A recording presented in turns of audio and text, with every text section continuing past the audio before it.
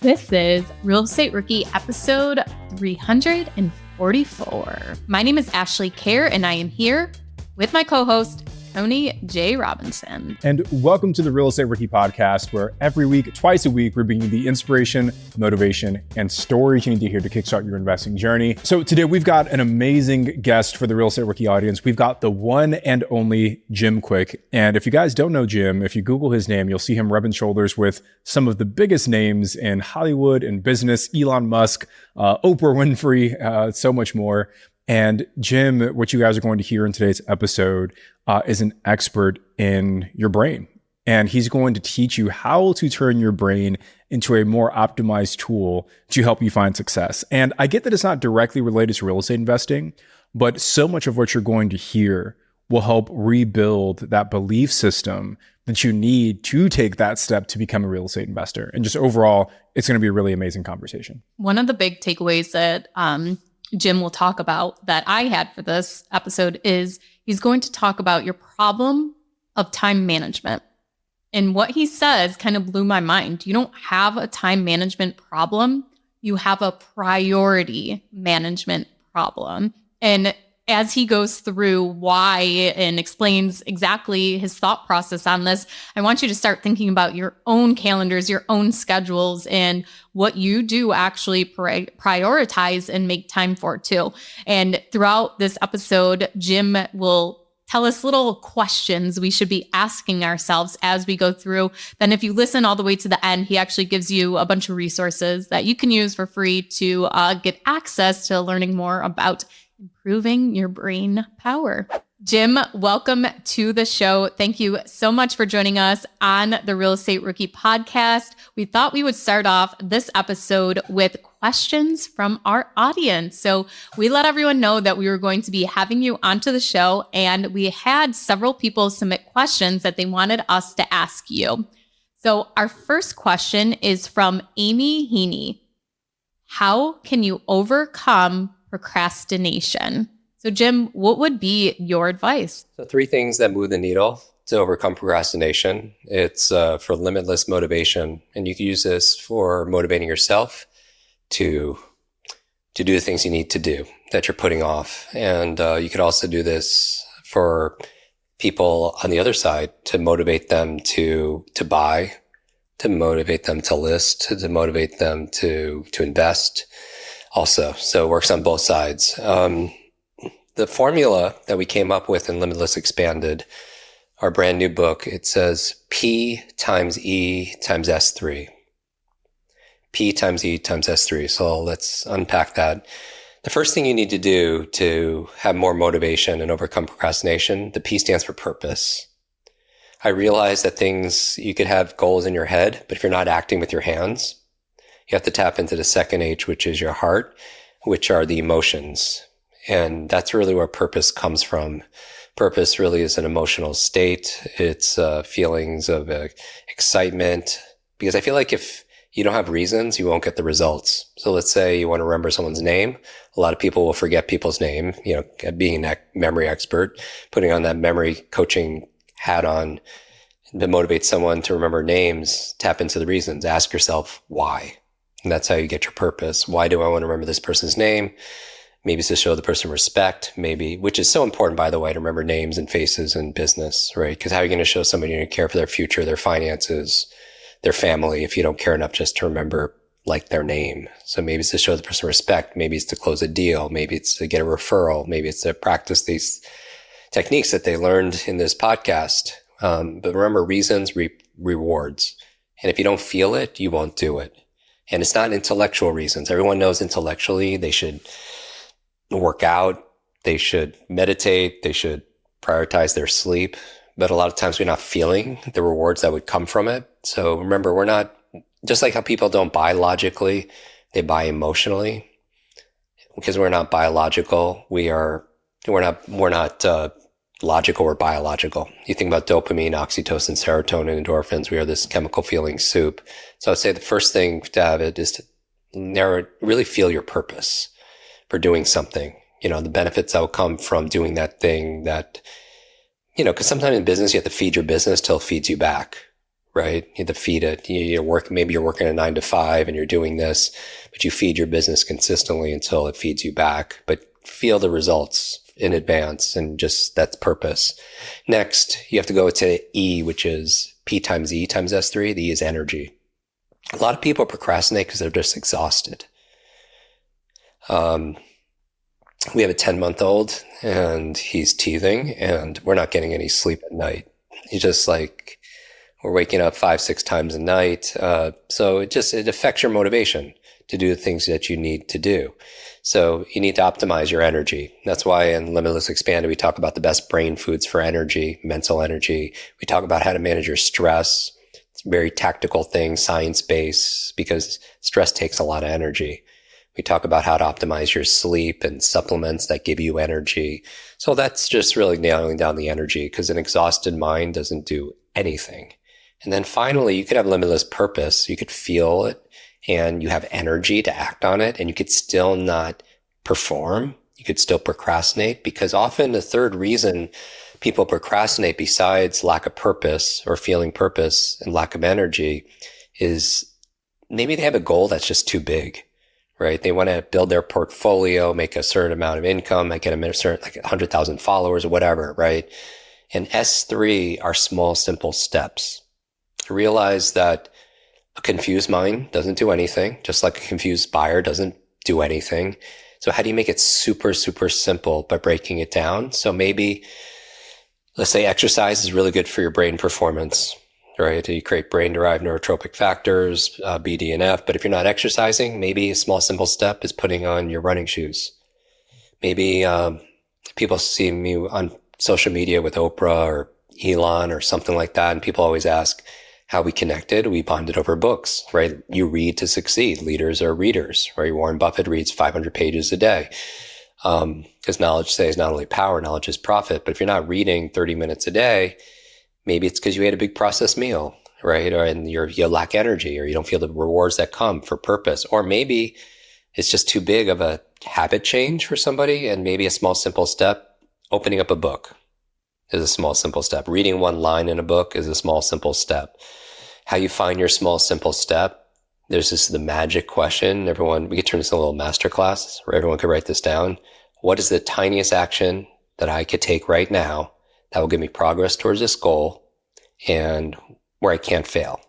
What is the tiniest action I could do right now? Operative word is now, where it gives me progress towards this goal. It's going to be closer to this goal where I can't fail, because it takes very little energy and effort to be able to do it. So we just we have our own podcast, 400 plus episodes, 20 minutes each.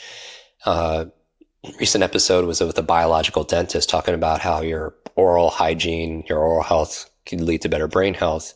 And if you're not flossing, or your kids aren't flossing, maybe get them to floss one tooth, because nobody's going to stop at one tooth. But the idea here is inch by inch, it's a cinch. Yard by yard is just way too hard. So those are the 3 areas that I would suggest kind of putting your energy and focus. And then once you're doing that, it just becomes second nature, and you start to develop momentum.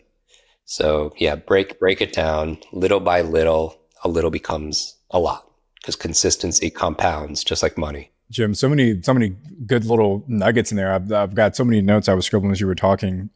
First, I just want to talk about like you talked about like the fitness thing, and like just waking up and putting on your running shoes. So I've competed in a few like amateur bodybuilding competitions, and one of the worst parts was getting up every morning to do 60 minutes of cardio. And I never focused on the 60 minutes of cardio. My thing was just get up and brush my teeth. And if I could make it to the sink to brush my teeth, there was like a 99% chance I'd make it downstairs to get on the treadmill and do the cardio. So I love that idea of finding that small step that leads towards that bigger action. I want to circle back though to the purpose piece, because I feel like purpose it's a heavy word, and a lot of people float through life without really identifying a true purpose. And you touched on it a little bit, but say that I'm someone who's just feeling a little lost or a little stuck just in general. What steps should someone in that position take to get some clarity on what their purpose is in life? Okay, so life purpose, I was thinking about a little bit differently. For this, I was thinking about purpose for working out, and purpose for reading or purpose for micro things, but certainly you could tie things to your life purpose. And we have a whole chapter in the book about finding your purpose. And I would say, so people use words interchangeably, and I find it kind of fascinating. People will say passion and purpose, and they'll feel like it's the same thing. But for me, it's very distinctive. Passion for me, and I'll relate it to purpose, how it's related to purpose. Passion for me is something that lights you up. So Ashley, Tony, you might have something that or lots of things that light you up. And for me, learning is something that lights me up. It didn't always, I had struggles in this area. I had a traumatic brain injury. I was labeled broken. It took me years longer to learn how to read after my accident when I was 5 years old. As, in kind of special education, all of that. But learning eventually became my purpose, my passion. So passion is what lights you up. For me, purpose is how you use your passion to light somebody else up. So maybe somebody is really passionate about real estate and their purpose. So learning is what lights me up. Teaching people how to learn is my purpose, to light other people up, as my example. Brain optimization is a passion of mine. It just lights me up, right? And teaching people how to optimize their brain lights them up. So that's my purpose. So I would say that giving yourself enough stimulus to see where your passions flow, and then how can you use your passions to light other people up? Maybe your passion is music and your purpose is performing for other people to light them up, right? With your music. Some people's passion could be real estate or some aspect of real estate. And maybe going out there and performing that is more of your purpose, right? And so for me, it's not necessarily easy, but I think it's pretty simple. You know what I mean? So lots of things are working out every day is not necessarily easy, but it's pretty simple and straightforward, right?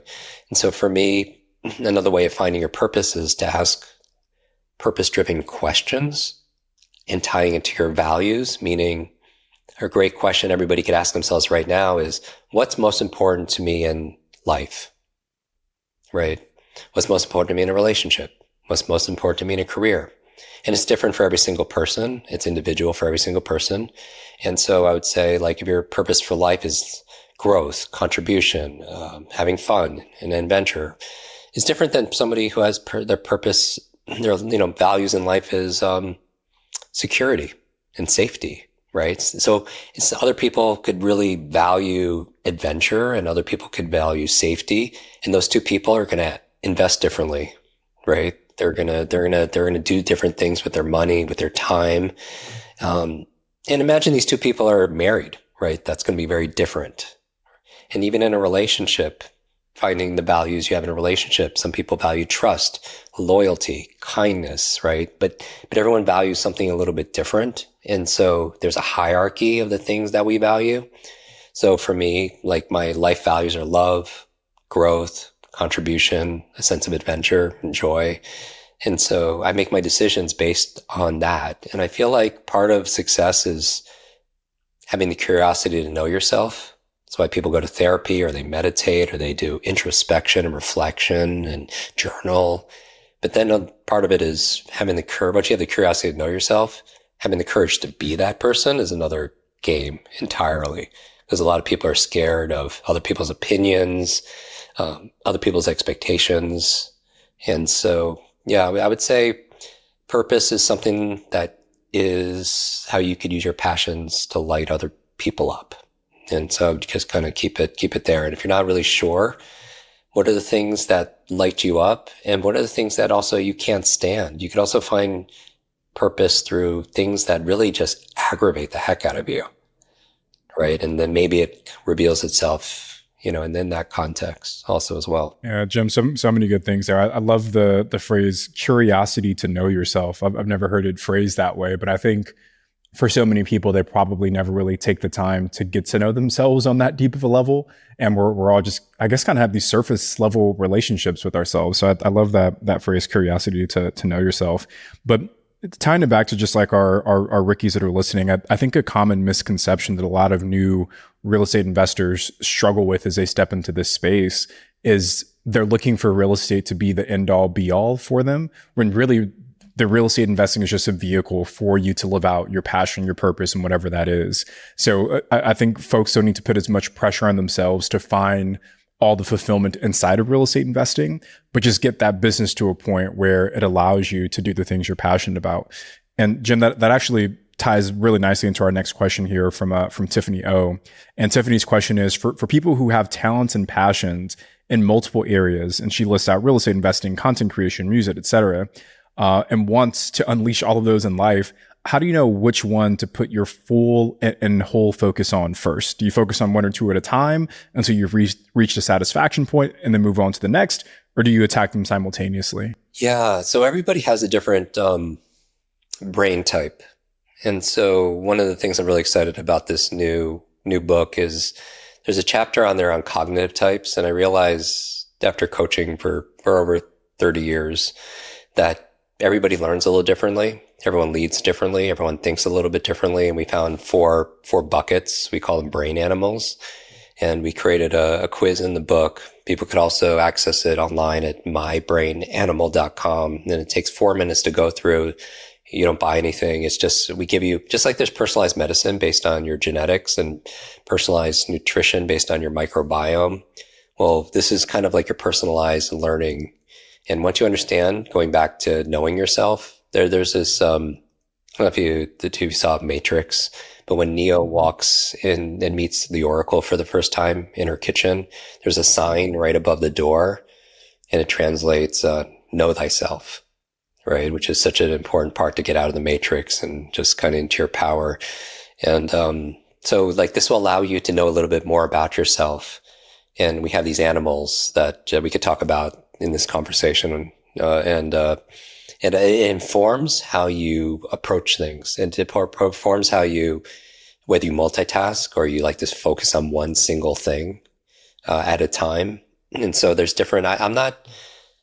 Certainly we give people advice, but I also know ultimately the best coach is self-coaching, right? And when you know yourself, and you know, because not even diet is for everybody, right? Some people are allergic to certain foods. Or they just can't digest it, or it just doesn't agree with them. And same thing with that is other people like to learn differently and buy differently, think differently, and also perform differently. And some people like to focus on just one single thing. That's their way. Other people like to do multiple things in parallel and be more of a jack of all trades and be passionate about all those things. And again, who am I to decide like what would be absolutely best for an individual? But I would see like if you're making progress, that would be the test, right? Limitless, which is the name of the book. It's not about being perfect. It's about advancing and progressing beyond what you believe is possible. So progress, I feel like, is the name of the game. If I was to ask everybody, if your life was exactly the same as it is 5 years from now, would you be happy? And for most people, they wouldn't, right? Because growth makes people happy. Making progress makes you happy. And so if you're able to manage lots of different passions and purposes in your life, then by all means, if that's your brain type, run with it. And I know so many people that get attracted to the next shiny thing, and they love ideas and they love new opportunities, and they stick with it for a couple of weeks, and then their motivation kind of falters and plateaus, and then they move on to something else also as well. So I would say not things for everybody, not everybody's for everything. Everyone's a little bit different, but as you do it, judge it by results. And that's ultimately the investing game, right? You're always getting feedback.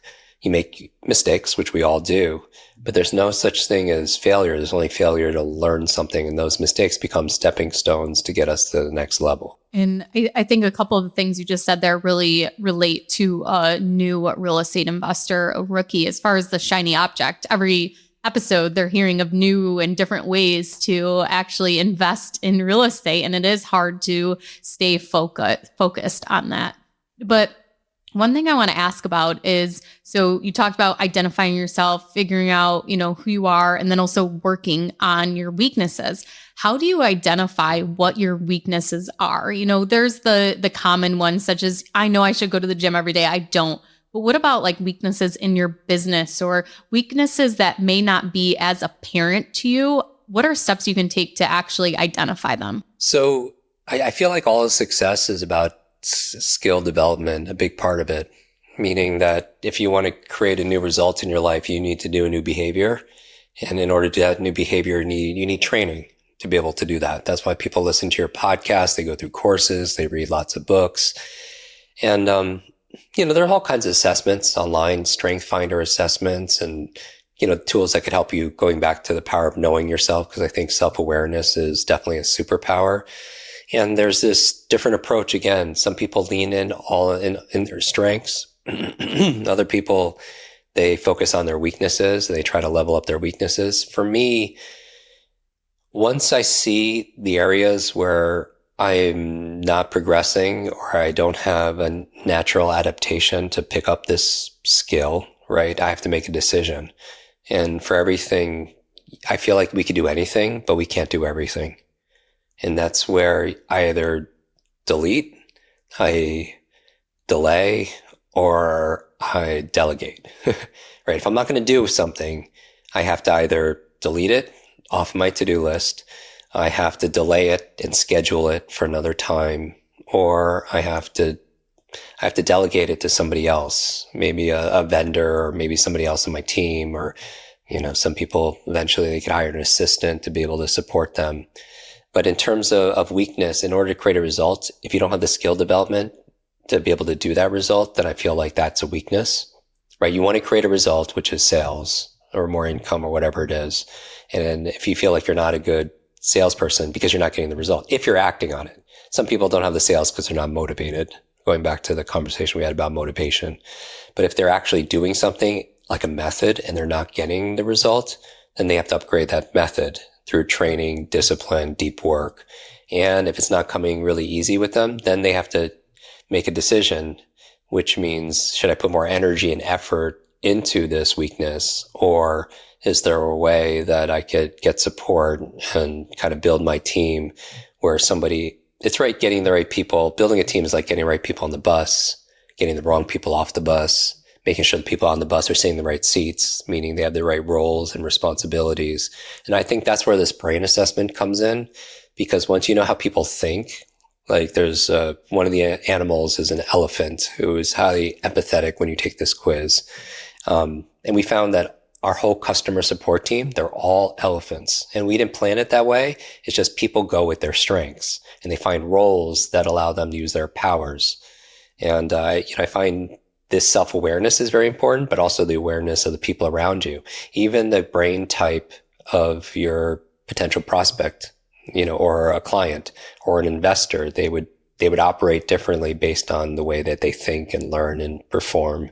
So these 4 brain types I find are super, super helpful and critical. As a new real estate investor, a big piece of getting started is risk management and just stress overall.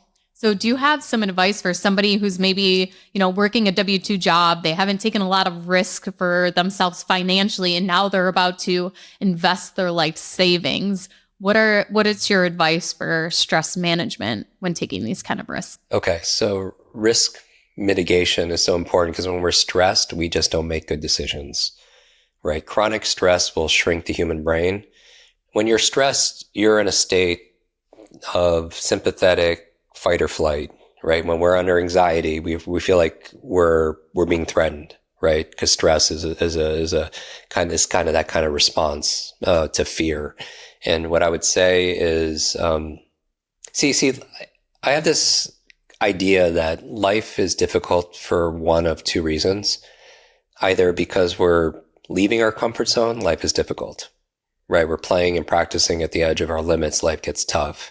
Or life is difficult not only when we're leaving our comfort zone, sometimes life is very difficult if we stay in our comfort zone, right? Because if nothing changes, nothing changes, right? And the comfort zone is a nice place to visit. The challenge is nothing grows in the comfort zone. And so if people have a decent amount of risk tolerance, right? In order to get a new result, you have to do a new thing. In order to do a new thing, then we have, it can be threatening because it's unknown. And generally people are afraid and fearful of the unknown and uncertainty. And anybody who's achieved anything had to do something that took a little risk, right? Because if you're safe, you're not going to do the things that allow you to expand. And if you want your business to grow, your bank account to grow, then you need to grow. But it takes energy, it takes attention, it takes an immense amount of effort. And you have to choose your hard, right? Being broke is hard, and going out there and doing something brand new, in this case, real estate investing, is hard, right? If we're honest, what we choose what's hard, right? Being sick and tired is hard. And going to the gym and, planning your meals and, prioritizing yourself, that could be hard. But, we choose our hard. And so, I admire people who make the choice, and ultimately it's their choice, because I do believe in agency in terms of people's personal responsibility.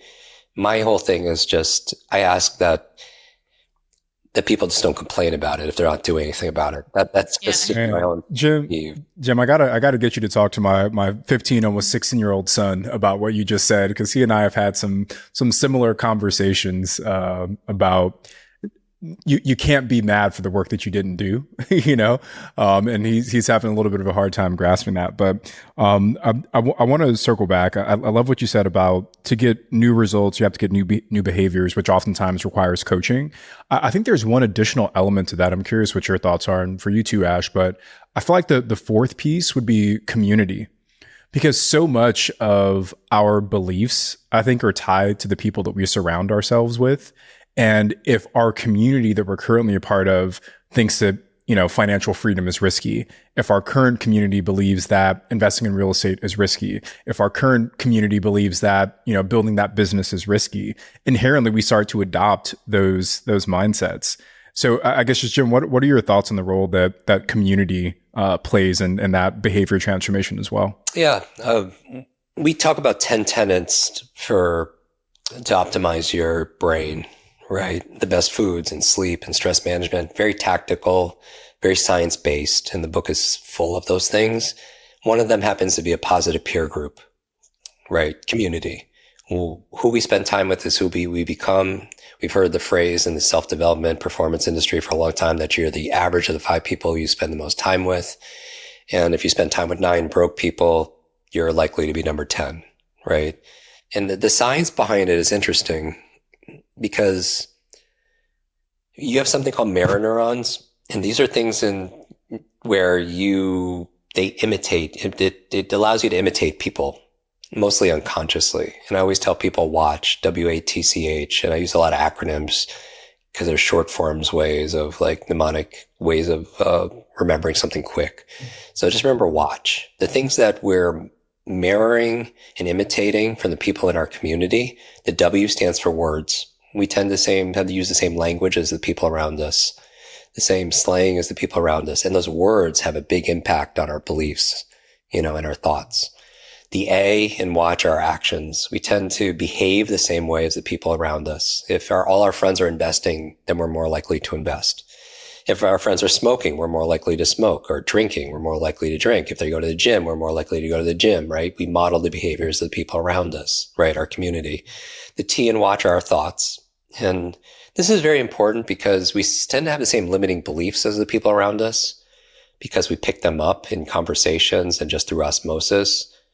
At events, people see me do, we'll pass around a microphone to an audience, and maybe 100 people will introduce themselves, and I'll memorize all their names, right? Or they'll challenge me in some way like that. And I always tell people, I don't do this to impress you. I do this to express to you what's possible, because the truth is all of you can do this and a whole lot more.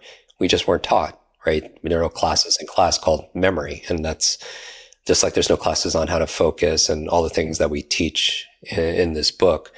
That being said, people at events will often come to me and say, Jim, I know your memory. Actually, I'm so glad you're here. I'm just not smart enough. I can't do this, right? I can't invest. I can't make money like everybody. I always say, stop. If you fight for your limitations, you get to keep them. If you fight for your limits, they're yours. Your brain is this incredible supercomputer, and your self-talk is the program that will run. So if you tell yourself, I'm not good at remembering people's names, you won't remember the name of the next person you meet, because you program your supercomputer not to. Now, remembering names is so important in business, again, because how are you going to show somebody you're going to care for them if you don't care enough just to remember their name, right? Number one business etiquette, networking skill there is. But going back to imitation, we tend to have the same, also besides thoughts, the see and watch is character. We tend to have the same level of integrity of the people around us. If they're kind of don't have a lot of integrity, we're kind of like have the same morals as the people we spend time with. And the last thing are our habits. And the H in watch is the habits. First, we create our habits, and our habits create us, right? But we tend to have the same habits as the people around us also as well. So yeah, I think a positive peer group is essential. I think on the alternate side, sometimes our family and friends, we can love them, but they don't have to be our peer group. You know what I mean? A peer group is somebody who has influence on how you think and how you act and how you feel about yourself. And family, they can be well-intentioned, but sometimes they could be sincere, but sincerely wrong, right? And they could be well-intentioned, meaning maybe they don't want you to get involved in this project or this investment because they don't want you to get hurt, or they don't want you to get your hopes up, right? Maybe they see you growing because you're always listening to podcasts or reading books and going to conferences, and unconsciously they don't want to lose you because you're growing and making progress. And, they fear of, that you're going to abandon them or something like that. But I'm saying you could love your family and friends, but you could choose your peer group. You could create a book club. You could create an accountability group, right? You could create people that hold you to a higher standard for yourself. And because we know that's going to greatly affect, not just our methods that we're going to use, but also our mindset and our motivation. If we're around people that are driven all the time, it's just like, you got to be driven. Right? Because by contrast, you're going to feel like, just don't fit in.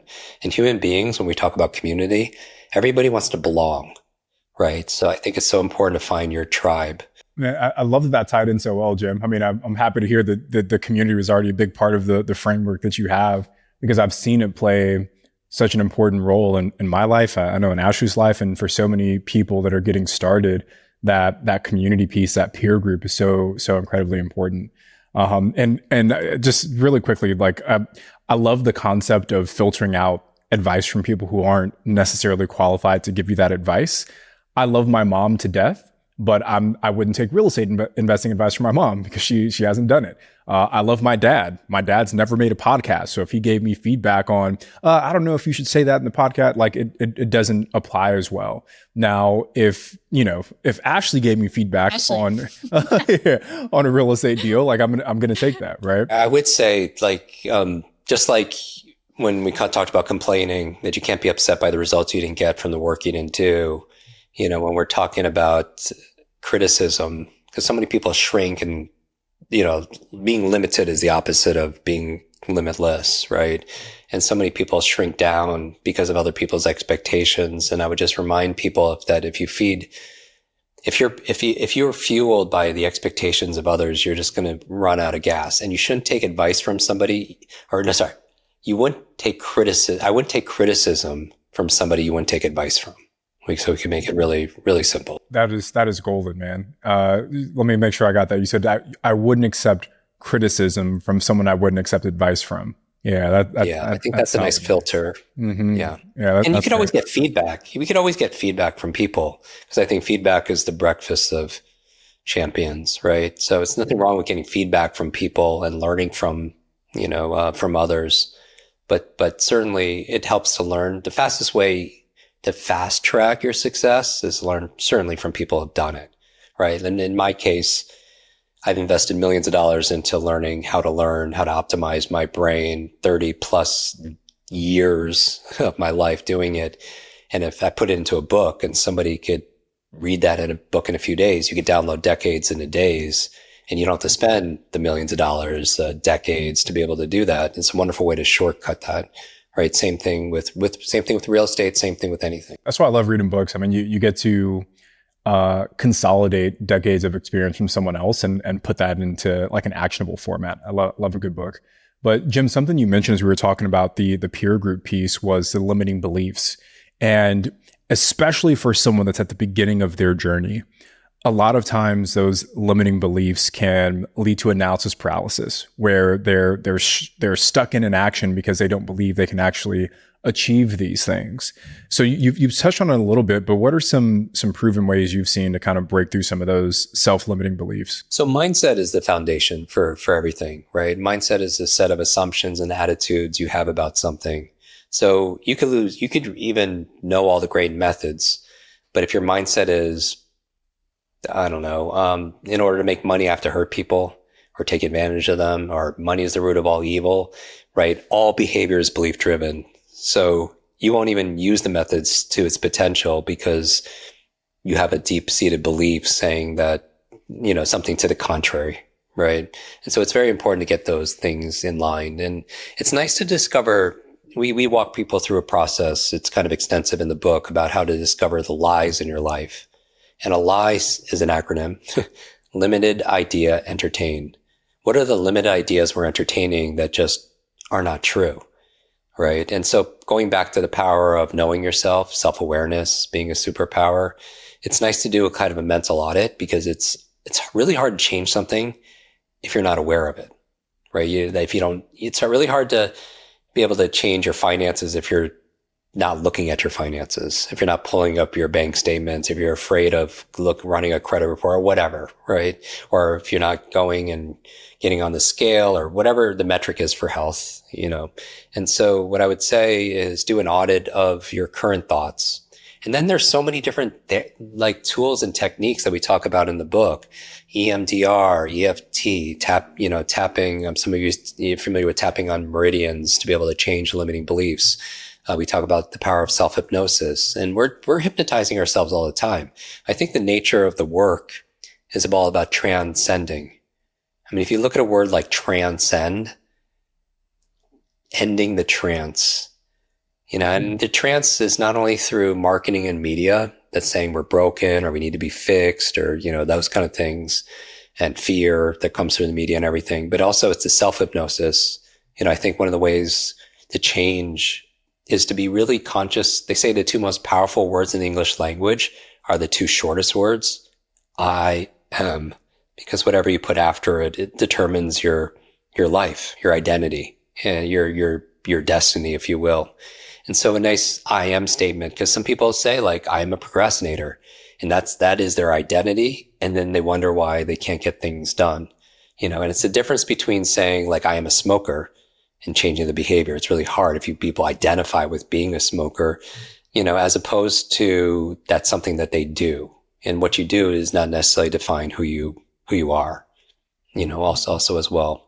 But yeah, absolutely prioritize mindset, know the lies you're telling yourself, and then see if there's a way, in the book, we do have a transformation process where we just kind of reframe their limiting beliefs. And it's usually a 180, the opposite of what is holding them back.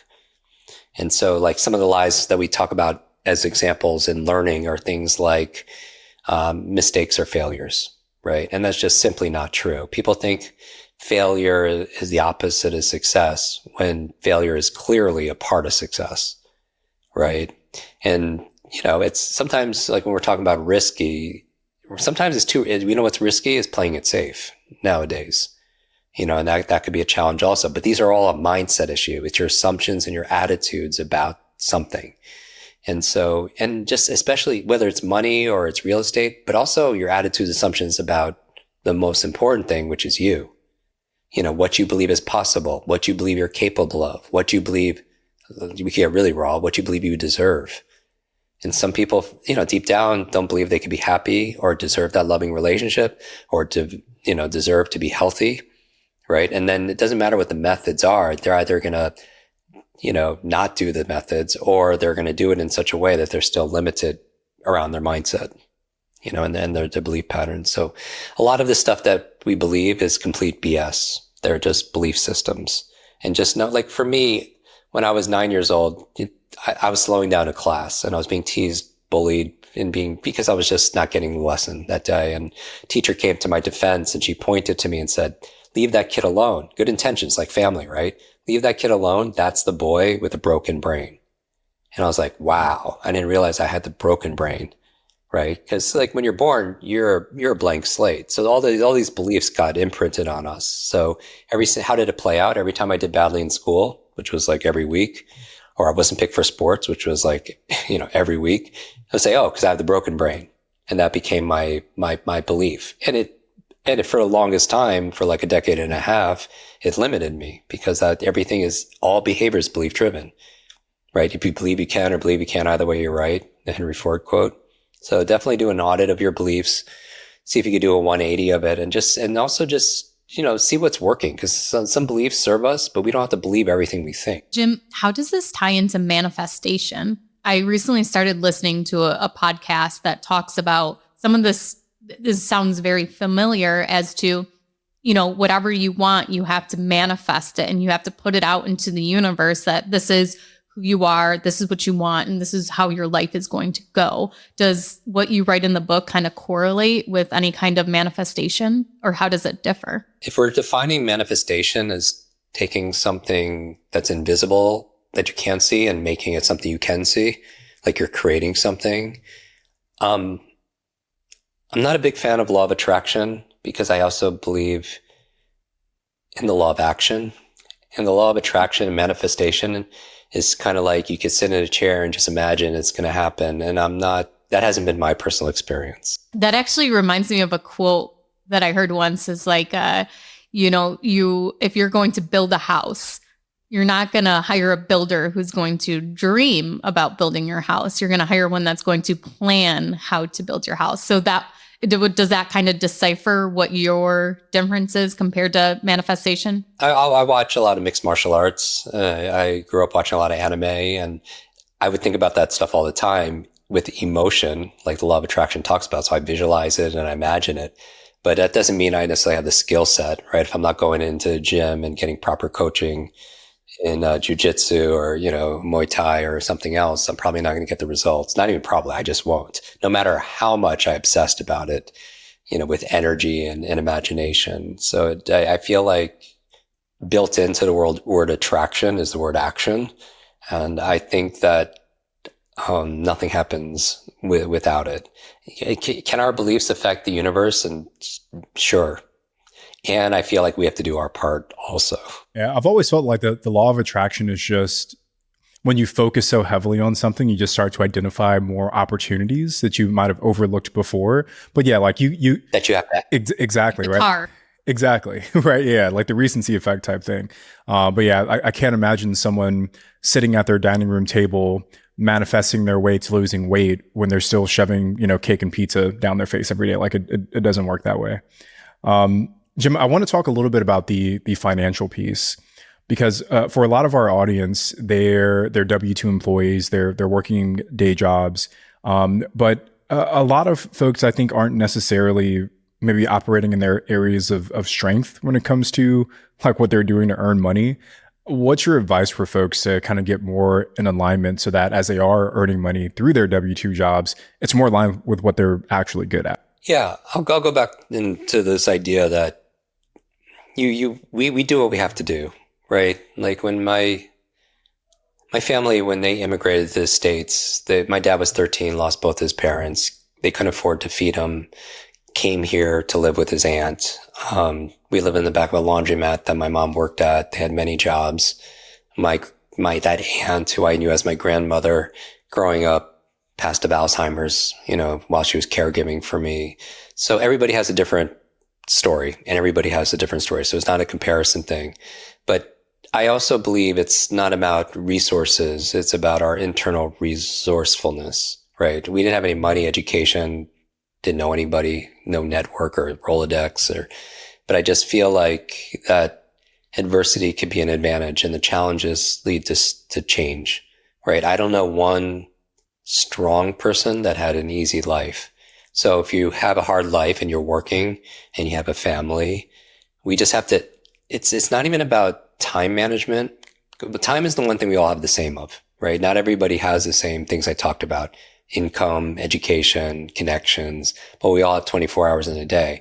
But I don't think it's about time management. I think it's about priority management. And for priority management is different, because priority management is saying that the most important thing is to keep the most important thing the most important thing. Right? The most important thing is to keep the most important thing the most important thing. And so we do what we can. And again, we feed our business after hours until it feeds us back. And that if your values are freedom, right? That's one of the things that you hold dear, that's your treasure, then, you could have structure in your job and also do something. And I also feel like entrepreneurship, people having been an entrepreneur my whole life, never having a W-2, before, people think it's easy, but I also think, it's a different kind of effort, right? When you're not being told exactly what to do and you're not reporting to a boss, your raise becomes effective when you become effective, right? Because it's all on us. And it's a different mindset in terms of personal responsibility, because you don't have that safety net, right? And I'm not saying quit your job and just go full time into anything, because you could have a family and you could have bills and you have to do it intelligently. But I'm just saying that you have to get out of your own way, meaning some people are doing the opposite of priority management, and they're doing things that aren't getting them the results, but they fool themselves because they're busy, and they complain to their family that they're tired. And for me, it always comes down to purpose. My purpose was very clear, growing up, because I value my family, my friends, and I'm asking myself, who's counting on me to show up today? Who's counting on me to do the hard things today? Who's counting on me to be at my A game today? Right. And that fuels my desire and my mission to do the things that I do. Like, people are surprised to hear that public speaking was my worst fear. I mean, like, worst fear. Because if you grow up with brain damage and you can't read, you never know the answers. You never want to be called on in class. Right. So my superpower was shrinking down and being invisible, sitting behind the tall kid. Right. I went all through school without giving a book report because I was terrified of doing that. Now, life has a sense of humor, because what do? All I do every day is the two things that were the hardest things for me, which is public speak on this thing called learning, right? But I think adversity could be an advantage. But going towards your question, I would say to the person who's working their 9 to 5, their W-2, you have to make a choice. There's a quote in Limitless, again, that says, life is the letter C between B and D. B is birth, D is death, life is C, choice. That these difficult times that you're going through, they could distract you. These difficult times can diminish you, or these difficult times, they could develop you.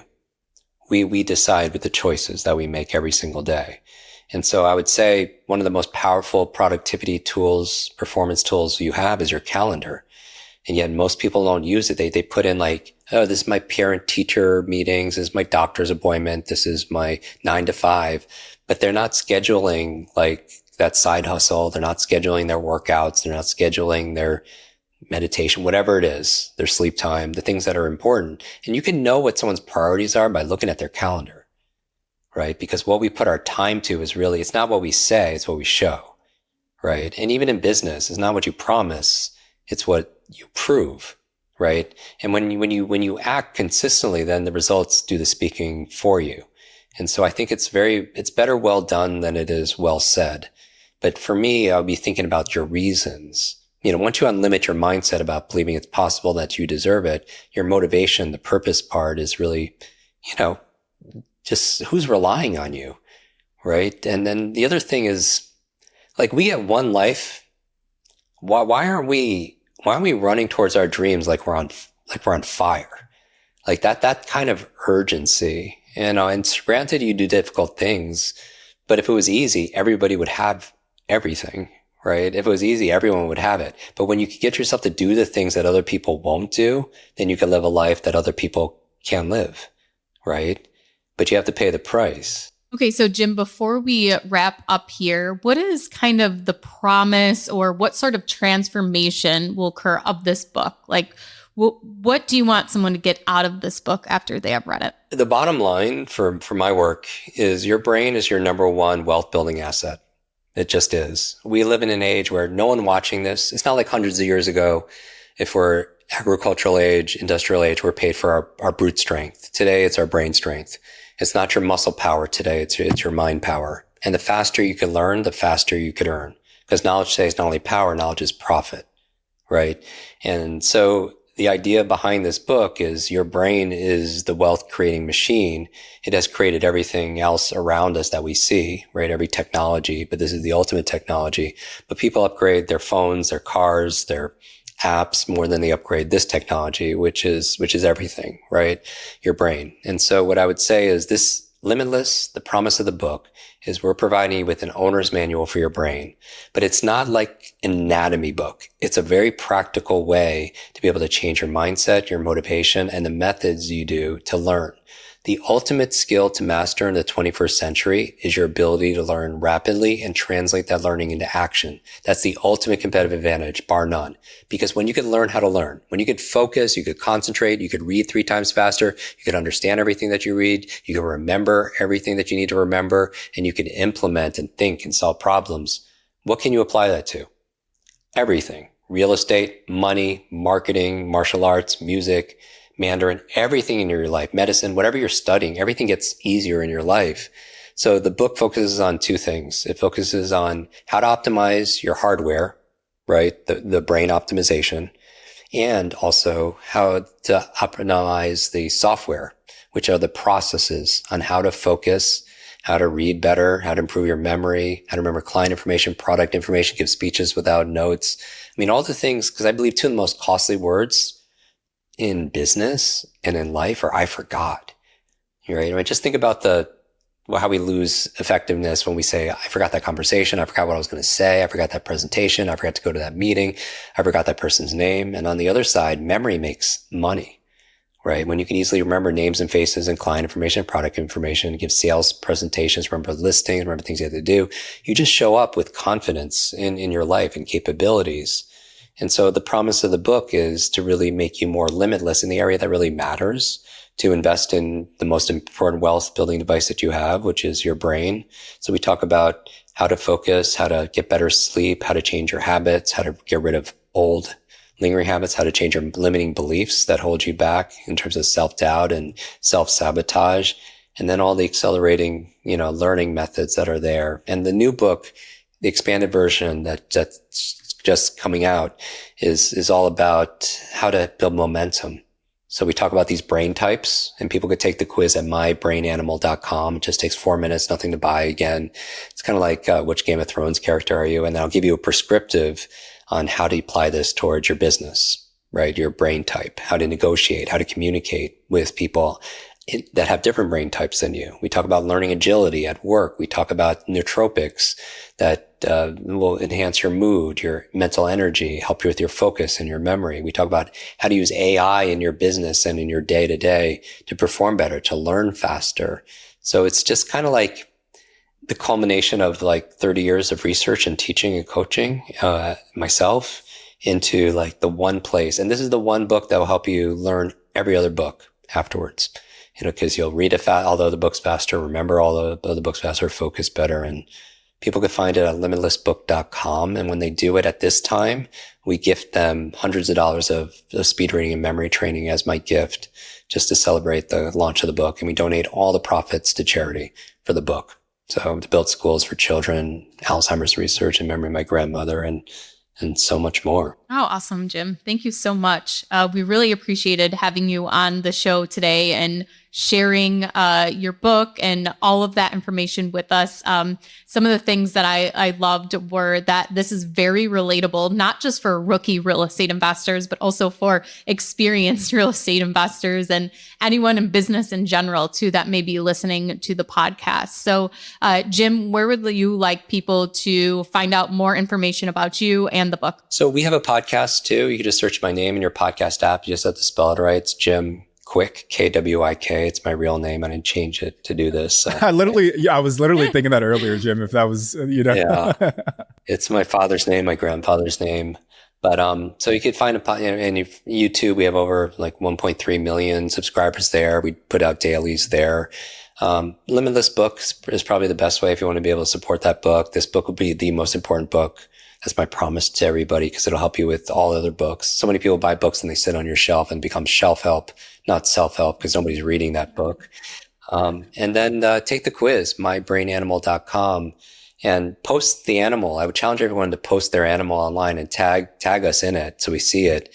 And I'll repost a couple and gift out a couple of books randomly to the community just as a thank you for having me on your show. But yeah, social media is just Jim Kwik everywhere, KWIK. Well, Jim, thank you so much. We really appreciate it. I'm Ashley at Wealth from Rentals, and he's Tony at Tony J. Robinson on Instagram.